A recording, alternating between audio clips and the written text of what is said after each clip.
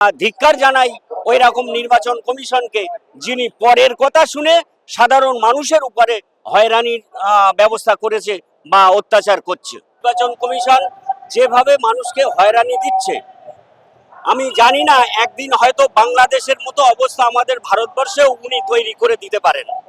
বিজেপির একজন গোলাম, নরেন্দ্র মোদীর কথা অনুযায়ী উনি চলে। নরেন্দ্র মোদী যেভাবে ওনাকে চালাচ্ছে উনি সেইভাবেই চলছে। ওনার এটা হুঁশ নেই যে এই সাধারণ মানুষের, কোটি কোটি মানুষের যে হয়রানি, এই হয়রানিটা গরিব মানুষ পাচ্ছে, সাধারণ মানুষ পাচ্ছে, বৃদ্ধা, অসুস্থ, সবার ক্ষেত্রে উনি একই হিয়ারিং এর ব্যবস্থা করেছে। প্রথমে বলেছিল যে 100 জন করে হিয়ারিং এর ব্যবস্থা করা হবে, এখন দেখা যাচ্ছে হাজার হাজার লোক একসঙ্গে ডাকছে, ডেকে হিয়ারিং এর নামে ওনারা মানে কুকীর্তি ওর মধ্যে করছে। হ্যাঁ, ঠিক মতো হিয়ারিংও হচ্ছে না। এর থেকে আমরা সবাই ধিক্কার জানাই ওই রকম নির্বাচন কমিশনকে, যিনি পরের কথা শুনে সাধারণ মানুষের উপরে হয়রানির ব্যবস্থা করেছে বা অত্যাচার করছে। আমার মনে হয় ওনারা কিচ্ছু করতে পারবেন না, কারণ আমাদের মাননীয় মুখ্যমন্ত্রী মমতা বন্দ্যোপাধ্যায় তিনি এসআইআর এর বিষয়ে পাখির চোখ করে রেখেছেন। সব সময় তিনি মানুষের পাশে আছেন।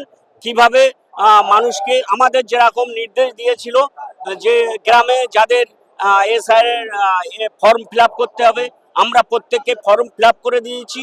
আবার এখন হিয়ারিং এর ফর্ম এসছে, এটাও আমরাই ফিল আপ করে দেই সাধারণ মানুষের। আমরা গ্রাম থেকে, গ্রাম কমিটির সবাই মিলে আমরা সিদ্ধান্ত নিয়েছি যে আমাদের গ্রামে 1600 টোটাল ভোটার আছে, তার ভিতরে 600-র মতো হিয়ারিং এ নাম এসছে। আমরা প্রত্যেককে গাড়িতে করে, পার্টির খরচায় গাড়িতে করে তাদেরকে নিয়ে যাই এবং সেখানে আমরা সঙ্গে 2-4 জন যাই, তাদের খাওয়া খরচাও আমরা বহন করি। কারণ আমরা যদি মানুষের পাশে না থাকি তাহলে মানুষ কোথায় যাবে? যার জন্য আমরা এইটা করেছি। উন্নয়ন বাংলার এখন মানুষের আর বলতে হয় না, প্রত্যেকের চোখে চোখে উন্নয়ন কি হচ্ছে না হচ্ছে মানুষ বুঝে নিচ্ছে। এখন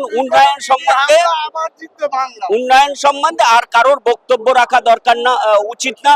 কারণ এখন উন্নয়ন যা হচ্ছে মানুষ সমস্ত কিছু বুঝতে পারছে। একটা মানুষ জন্ম থেকে মৃত্যু পর্যন্ত, জন্মালে শিশু স্ত্রী একটা প্রকল্প আছে, সেখান থেকে শুরু করে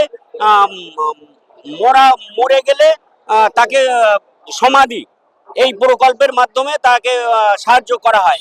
তাহলে এখন দিদি আমাদের সমস্ত দিক দিয়ে আমাদের দিকে খেয়াল রাখছে, যাতে বাংলার সাধারণ মানুষ তারা সুস্থভাবে বসবাস করতে পারে, যা সমস্ত ভারতবর্ষ কেন বিশ্বে নেই। লক্ষ্মীর ভান্ডারটা দিয়ে আজকে ব্যাংক আর্থিক উন্নয়নের দিক দিয়ে অনেকটা আমাদের সুবিধা হয়েছে। ব্যাংকে টাকা থাকছে, মহিলারা স্বনির্ভর হচ্ছে, তাদের স্বামীদের কাছে আর হাত পাততে হচ্ছে না।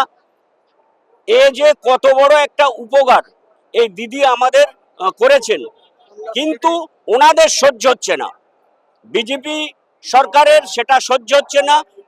ওনারা চাইছেন কিভাবে বাংলাটাকে দখল করে আমরা তছনছ করে দেব। তা আমরা মানুষ, বাংলার মানুষ হিন্দু, মুসলিম, শিখ, ইসাই, খ্রিস্টান, আমরা সবাই একসঙ্গে বসবাস করি। আমরা ওনার ফাঁদে পা দেবো না। আমরা দিদির আদর্শে আদর্শিত, দিদি যেভাবে আমাদেরকে নিয়ে যাবেন, পথ দেখাবেন, আমরা সেই দিকে যাব। বিজেপিকে আমরা 26-এ কোনো মতেই বাংলাতে ক্ষমতায় আসতে আমরা দেব না।